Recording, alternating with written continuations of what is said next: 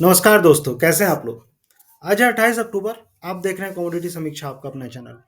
हमेशा की तरह चर्चा करेंगे डिफरेंट एग्री कमोडिटीज़ के ट्रेड पे जिसमें हम चर्चा करने वाले हैं ग्वार, मसाले, दलहन-तिलहन सारी चीज़ें कवर करेंगे। तो फटाफट देख लेते हैं क्या रह सकता है इंपॉर्टेंट लेवल्स कल के लिए और कैसा रहा आज का मार्केट, सारी चीज़ें चर्चा करेंगे। तो लास्ट तक आप जुड़े रहेंगे और आगे बढ़ने से पहले एक छोटा-सा डिस्क्लेमर, सारी चीज़ें एजुकेशनल पर्पज़ के लिए और जो भी आप ट्रेड करते हैं अगर इसके बेसिस पे वायदा बाजार में ट्रेड कर रहे हैं तो केयरफुली पढ़ें इससे रिलेटेड डॉक्यूमेंट्स और चूंकि वायदा बाजार में ट्रेड करना काफ़ी रिस्की रहता है। तो आगे बढ़ते हैं और सबसे पहले हम इस बार शुरुआत करेंगे कैस्टर सीड के साथ। और कैस्टर सीड में मैं देख रहा था जिस हिसाब से मार्केट अभी ट्रेड कर रहा है, मैंने लास्ट टाइम आपको बताया भी था कि कैस्टर में धीरे धीरे खरीदारी लौटते हुए दिखेगी। और जो लेवल्स मैंने आपको बताए थे लगभग लगभग 6500 के आसपास बताया था, वहां से मार्केट चढ़ते हुए दिखा था और फिर जाके 68 6900 के आसपास वहां से प्रॉफिट बुकिंग आपको बनती हुई दिख रही है। कल के भी वीडियो में मैंने आपको बोला था कि ये जो लेवल है, ये जो ट्रेंड लाइन रेजिस्टेंस है ऊपर में, एक तरह से मुझे लगता है कि अगर आप देखेंगे डेली चार्ट पे चाहे वीकली चार्ट पे, तो मार्केट एक रेजिस्टेंस फेस कर रहा है 6800 के आसपास। तो जो भी उछाल आता है कैस्टर सीड में, अभी के लिए मुझे लगता है कि आपको बिकवाली करके चलना चाहिए। कैस्टर सीड में नीचे में फिर से आपको 6400 तक के लेवल मिलते हुए दिखेंगे, 6400 यहाँ से, यानी कि अभी 6700 का लेवल चल रहे हैं, यहाँ से 300 रुपए नीचे आने की संभावना कैस्टर सीड में बनती हुई दिख रही है। तो कैस्टर सीड में जो भी लेवल्स मिलते हैं अपसाइड में बिकवाली करनी है। खरीदारी के लिए थोड़ा सा एग्रेसिव खरीदारी ना करे, अगर कोई खरीदारी करता भी है तो छोटे लक्ष्य के लिए खरीदारी करे। ज्यादातर जो रुझान रहेगा कैस्टर सीड में बिकवाली का रहने वाला है। अब बात कर लेते हैं अन्य कमोडिटी में और उसके बाद हम बात करेंगे ग्वार सीड में। ग्वार सीड में आज मार्केट काफी अच्छा खासा गिरते हुए दिखा। पोजीशंस नवंबर कॉन्ट्रैक्ट में कटते हुए दिखे थे और जो फ्रेश पोजीशन है आप देखेंगे दिसंबर कॉन्ट्रैक्ट में बनते हुए दिख रहे हैं। अभी मैंने देखा था, जैसे कि मैंने बताया भी था पिछले वीडियो में आपको, कि अक्टूबर में अराइवल्स एकदम कम से रहे, काफी कम है सप्लाई। तो आगे चल के जो सप्लाई का प्रोस्पेक्ट बन रहा है, जैसे कि लोगों की बातें हो रही है कि नवंबर में थोड़ी जो सीजनल सप्लाई रहती है थोड़ी बहुत बढ़ती हुई दिखेगी। अभी तक टोटल सप्लाई कम रही है, आगे चल के भी पिछले साल के कंपेयर में चाहे 5 साल के एवरेज से कम ही रहने वाली है।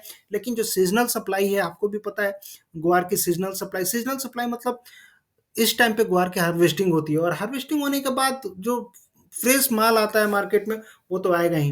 हार्वेस्टिंग ऑलमोस्ट खत्म हो चुकी है और जो फ्रेश सप्लाई है वो मार्केट में निकल के आ रही है। शादियों का सीजन है और सारी चीजें हैं, जो भी किसान है, छोटे किसान या बड़े किसान लेके आ रहे हैं रेवल्स, और उसका असर आपको मंडियों में देखने के लिए मिल रहा है धीरे धीरे धीरे धीरे। और आगे चल के चूंकि वायदा बाजार है और वायदा बाजार में आपको भी पता है कि जो चीजें हैं फ्यूचर्स के लिए डिस्काउंट की जाती हैं, फ्यूचर्स को देख के वायदा बाजार में ट्रेड होता है। तो नवंबर कॉन्ट्रैक्ट 20 तारीख को एक्सपायरी, यानी पूरे आधे नवंबर से ज़्यादा जो नवंबर के फंडामेंटल है उसका प्रभाव अभी प्राइस पे देखने के लिए मिल रहा है। तो वायदा बाजार टूटते जा रहा है, नवंबर कॉन्ट्रैक्ट भी गिरा है, दिसंबर कॉन्ट्रैक्ट भी गिरा है। दिसंबर कॉन्ट्रैक्ट देख रहा था मैं 4900 के आसपास ट्रेड करते हुए दिख रहा था। नवंबर कॉन्ट्रैक्ट की बात करें तो नवंबर कॉन्ट्रैक्ट में जो लेवल्स मैंने आपको कल बताए थे उस हिसाब से मार्केट थोड़ा सा नीचे आते हुए दिखा। और जो 48 70 के आसपास मैं बोल रहा था, मूविंग एवरेज के आसपास मार्केट थोड़ा सा घूम सकता है उसके नीचे। तो अभी भी जो क्रूशियल लेवल है हमारा अभी 4700 का बरकरार है। तो करना क्या है आपको मैं बताऊंगा। उसके पहले ग्वार गम में भी देखते हैं सिनेरियो। ग्वार गम में भी जो कल बातें हो रही थी 8840 8840 उसके नीचे आज मार्केट टूटते हुए दिखा था। तो एक चीज तो क्लियर है, मूविंग एवरेज के नीचे दोनों में मार्केट फिसल चुका है। ये जो मूविंग एवरेज, ये जो लाइन देख रहे हैं, ये मूविंग एवरेज की लाइन है। 50 दिन का एक मूविंग एवरेज होता है प्राइस के हिसाब से। तो ग्वार सीट और ग्वारगम दोनों को भाव मूविंग एवरेज के नीचे फिसलते हुए दिखे हैं। तो जो लेवल्स मैंने आपको बताए थे, फ्रेश खरीदारी इन स्तरों पे थोड़ी सी बचनी चाहिए। मार्केट फिर से अगर नीचे आता है, मान लीजिए नीचे आएगा 4700 के आसपास ग्वार सीट चाहे ग्वारगम, 8600 का जो सपोर्ट है उसके आसपास आएगा तो देखेंगे करना है क्या है, खरीदारी करनी है क्या करनी है। लेकिन इन स्तरों पे थोड़ी सी खरीदारी आपको रुक रुक के करनी है। अगर आप खरीदारी करने के लिए भी सोच रहे हैं, रिस्क लेने के लिए सोच रहे हैं, तो एकदम से एग्रेसिव खरीदारी ना करें, थोड़ी थोड़ी खरीदारी करें और नीचे तक अगर ग्वारगम की बात करें तो 8600 तक का एक सपोर्ट जो जोन है, 8600 तक अपनी एवरेज खरीदारी आपको करनी चाहिए। उसके नीचे जाएगा तो देखेंगे क्या करना है, निकलना है, क्या करना है, लेकिन बाइंग के लिए रिस्क एकदम एग्रेसिव होके इन स्तरों पे ग्वार गम हो चाहे ग्वार सीड हो, दोनों में नहीं लेना। अगर खरीदारी भी करनी है तो थोड़ी खरीदारी करनी है, एग्रेसिव खरीदारी अभी आपको नहीं करनी है। मान के चलिए अगर कोई सोच भी रहा है तो 25-30% की खरीदारी करें, बाकी थोड़ी निचले स्तरों पे नीचे अगर भाव आता है तो खरीदारी करके चलें। तो ग्वारगम ग्वार सीड में ये रणनीति आपको रखनी चाहिए, एग्रेसिव खरीदारी मतलब आक्रामक खरीदारी इन स्तरों पे अभी नहीं करनी है। हल्दी की बात करेंगे मसालों में, तो मसालों में मार्केट काफ़ी ज़्यादा इंटरेस्टिंग और जिस हिसाब से उठा-पटक हो रही है हल्दी में, टोटली लोगों को कन्फ्यूज़ करके रखा है भाई हल्दी का मार्केट। लोग सोच रहे हैं अब बढ़ेगा, उसी समय गिर जा रहा है, और जब गिरने के लिए सोच रहे हैं उसी समय बढ़ जा रहा है। टोटल कन्फ्यूजिंग माहौल हल्दी का बना हुआ है। और इस बीच में मैं देख रहा था ओपन इंटरेस्ट हल्दी के दिसंबर कॉन्ट्रैक्ट अभी काफ़ी दूर है, लड़ाई काफ़ी दूर है दिसंबर कॉन्ट्रैक्ट की, लेकिन ओपन इंटरेस्ट दिसंबर कॉन्ट्रैक्ट के कम होते हुए दिखे थे। आज अगर दिसंबर कॉन्ट्रैक्ट की बात करेंगे हल्दी में, तो कितना ओपन इंटरेस्ट था? ओपन इंटरेस्ट 11,755 टन के आसपास था। वहीं अगर आप कल देखेंगे तो कल 12,000 टन के ऊपर का ओपन इंटरेस्ट हल्दी में बैठा हुआ था। तो एक तरह से ये क्या दिखाता है? एक तरह से दिखाता है कि प्रॉफिट बुकिंग हल्दी में हावी है। ओपन इंटरेस्ट ऊपरी स्तरों से कट रहे हैं, इसका मतलब क्या हुआ? आप भी देखिए, कल कितने थे ओपन इंटरेस्ट? कल ओपन इंटरेस्ट था 12,095 मैट्रिक टन के आसपास, यहाँ पे दिख ही रहा है। कल की डेट भी दिख रही है 27 अक्टूबर, और कल जो था 12,095 मैट्रिक टन का ओपन इंटरेस्ट था। और आज कितना है ओपन इंटरेस्ट? ओपन इंटरेस्ट का आज है 11,755। तो ओपन इंटरेस्ट जो लोग नहीं जानते हैं उनको मैं बता दूं, बहुत सारे लोग हैं जो नए नए मार्केट में ऐड हुए। ओपन इंटरेस्ट का मतलब होता है कि जो सौदे कटे नहीं हैं, एनसीडीएक्स पे जो सौदे कटे नहीं हैं, जो बने हुए हैं सौदे, बहुत लोगों ने आज खरीदारी की और उस सौदे को अगले दिन के लिए कैरी कर लिया, चाहे वो बाई हो चाहे सेल हो। तो वैसे सौदे, टोटल सौदों को मिला के उसको ओपन इंटरेस्ट बोला जाता है। तो कहने का मतलब है कि जो सौदे हैं, जो खुले सौदे थे वो कम होते जा रहे हैं, यानी कि जो लोग 12,000 के आसपास जब ओपन इंटरेस्ट था वहां से प्रॉफिट बुक करके किए हैं लोग, तो अभी ओपन इंटरेस्ट हल्दी में कम होते जा रहा है। अप्रैल कॉन्ट्रैक्ट में बढ़ रहा है, लेकिन दिसंबर कॉन्ट्रैक्ट में ओपन इंटरेस्ट कम हो रहा है, यानी कि मुनाफा वसूली हल्दी में अभी जारी है। और मेरे हिसाब से मुनाफा वसूली अभी जारी रह सकती है, चूंकि जिस हिसाब से मार्केट अभी ट्रेड कर रहा है, धीरे धीरे आप देखेंगे टेक्निकल चार्ट्स पे भी, मैं जो लोग जुड़े हैं मैंने उनको काफी पहले ही बताया था, टेक्निकल चार्ट्स पे भी मार्केट थोड़ा सा डाउन साइड में लग रहा है। क्यों लग रहा है? जो लोग जुड़े हैं मैंने उनको कारण बताया हुआ है, लेकिन एक तरह से देखा जाए तो जब तक 15,500 15,600 के ऊपर मार्केट नहीं बैठता है, एक अच्छी तेजी अभी हल्दी में आपको बनती हुई नहीं दिखेगी। धीरे धीरे जो मार्केट है, मुझे लगता है यहाँ से 1000 पॉइंट्स नीचे आ सकते हैं हल्दी का मार्केट, तो बहुत ज़्यादा एग्रेसिव होकर खरीदारी आपको हल्दी में फिलहाल के लिए नहीं करनी चाहिए। जीरा की बात करेंगे तो भाई जीरा जब हल्दी भागा तो जीरा कैसे रुकेगा? और सीधी सी बात है, अभी जो जिस हिसाब से डिमांड बढ़ रही है, फेस्टिव डिमांड बढ़ रही है, वेडिंग सीजन की डिमांड बढ़ी, फेस्टिव डिमांड तो ठीक है, दिवाली निकल गई, लेकिन उसके बाद जो शादियों का सीजन रहता है, आगे चल के रमजान की बाइंग रहती है, ये सारी चीजें बढ़ती हुई दिखी हैं, और इसके चलते एक्सपोर्ट की जो डिमांड है जीरा की लगातार अच्छी होती हुई दिखी है। अपने फंडामेंटल काफी मजबूत लेके चल रहा है, और जो लोग सोच रहे थे जीरा को साइड में रख दिए थे, जीरा काफी दिन से झिला रहा है, जीरा का अच्छा तड़का नहीं लग पा रहा है, वही लोग अब जीरा को खोज खोज के पकड़ रहे हैं कहाँ है जीरा।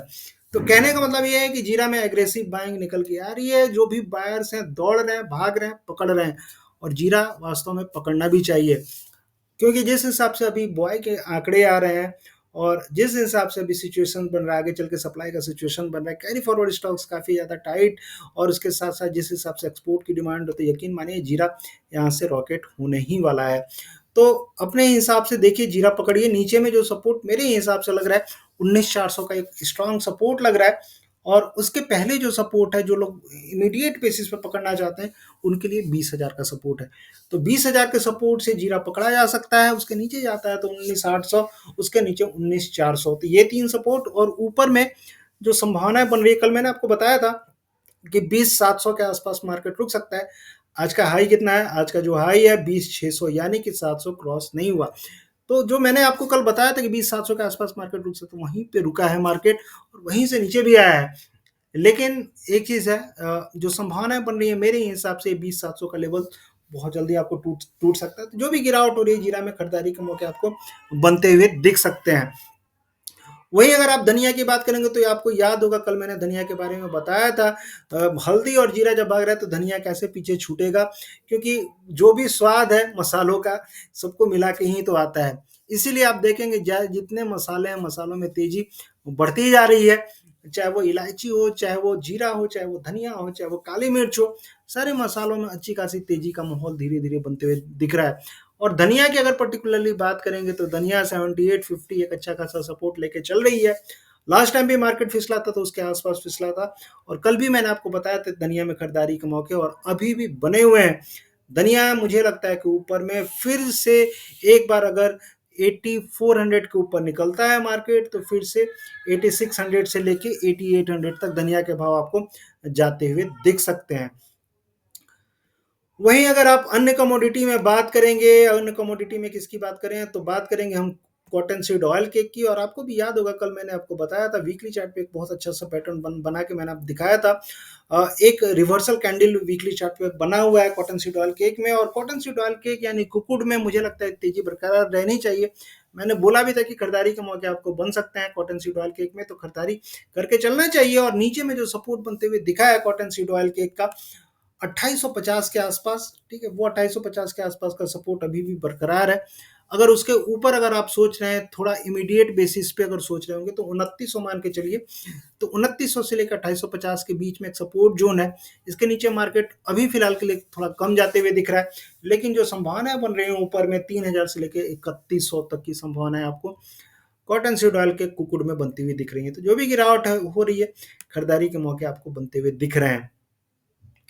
वहीं अगर आप मेंथा की बात करेंगे तो मेंथा में फिर से कॉन्ट्रैक्ट एक्सपायर हुआ और नवंबर कॉन्ट्रैक्ट की तरफ शिफ्ट हो गया मामला। और जो सिचुएशन बन रहा है नवंबर कॉन्ट्रैक्ट में आप देखेंगे 932 के आसपास ट्रेड हो रहा है मेंथा। और सिचुएशन जो निकल के आ रहे हैं, फंडामेंटल जो निकल के आ रहे हैं, मुझे लगता है कि आपको तेजी अभी आनी चाहिए। मार्केट यहाँ पे यहीं पे कहीं पे रुका हुआ है, और धीरे धीरे जो गिरावट होगी मुझे लगता है कि 920 915 एक अच्छा खासा सपोर्ट इसके लिए अभी के लिए रह सकता है। और धीरे धीरे मार्केट आपको मिंथा में तेज बनते हुए दिखेगा।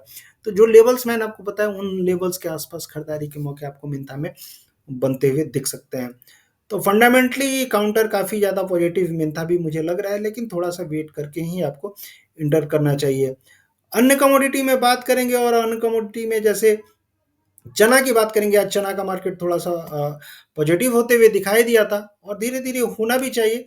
चना में जिस हिसाब से सिचुएशन अभी बन रहे हैं, अगर आप डेली चार्ट पे देखेंगे तो डेली चार्ट पे मार्केट एक दिन ऊपर एक दिन नीचे, और आज भी अगर आप देखेंगे तो चना का मार्केट साइडवेज होते हुए ट्रेड करते हुए दिखा था। लेकिन फंडामेंटली जो मामला निकल के आ रहा है, फंडामेंटली अभी चना के आंकड़े आए थे, थोड़ा सा चना का जो एरिया है राजस्थान गवर्नमेंट ने आंकड़े निकाले थे, थोड़ा सा बढ़ते हुए दिखा है।